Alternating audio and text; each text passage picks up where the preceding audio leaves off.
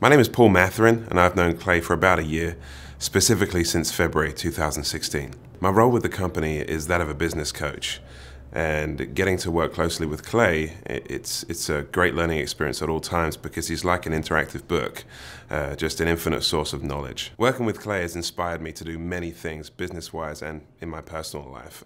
One of the greatest things that I've gained from Clay is to wake up earlier every day. So I wake up 2 hours earlier every day, and it's gifted me over a month of my life of 24-hour days over the course of a year.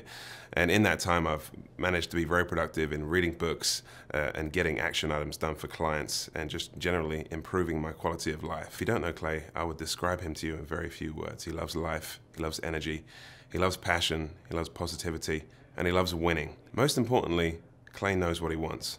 And he's found a way to synthesize every aspect of his life to create a harmonious balance.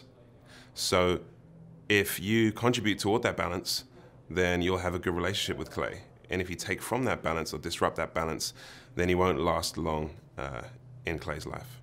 I've definitely noticed a common denominator between employees that enjoy working with Clay. And they're often diligent, they're hardworking, they dress sharp, they have great personalities, and Clay enjoys being around every single one of them. Clay has a desire to see people win. And I think the reason for that is that he knows what it's like to win, and he knows how good it feels, and he wants people to share that same experience that he has. He also knows what it takes to get there. And so to share those concepts with people is a great passion of his, because he's not selfish and he doesn't want to keep winning just to himself. The kind of people that wouldn't enjoy working with Clay are people that are under the illusion that they know everything they need to know out of life and business and everything in between. I've always believed in the concept that we're always growing, we're constantly growing, and there are no such thing as plateaus in life. So as soon as you stop growing, you're essentially dead and essentially pointless to the earth. And so Clay understands that, and everybody that works for Clay also understands that.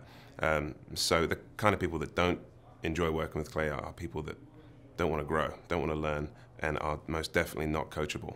Clay really loves his turkey, his chicken, and his cats. And I was taking a lot of time thinking about why that might be. Now, there are two answers to this. First of all, there's a surface level answer.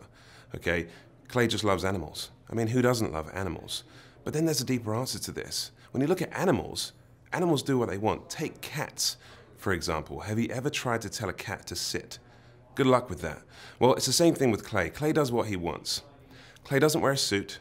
Clay wears a hoodie, he wears jeans, and he wears Adidas sneakers to work because he can. He's earned the right to do so. Just like a cat won't come and sit on your lap if you tell it to do so, you cannot tell Clay to wear a suit. And so he has something in common with these animals. And so he relates to the animals. And so that's why I think he loves spending time with his turkey, his chickens, and his cats. If you're preparing to meet Clay, first of all, I'd say make sure you're not late. You have to respect his time because, as I said before, he's found a way to synthesize the aspects of his life to where his time is very efficient and very intentional. I would dress sharply, and I would come prepared to laugh because Clay is hilarious. I would also make sure that you bring something to make notes with, whether that's a pen, a pencil, a paintbrush, or a piece of chalk.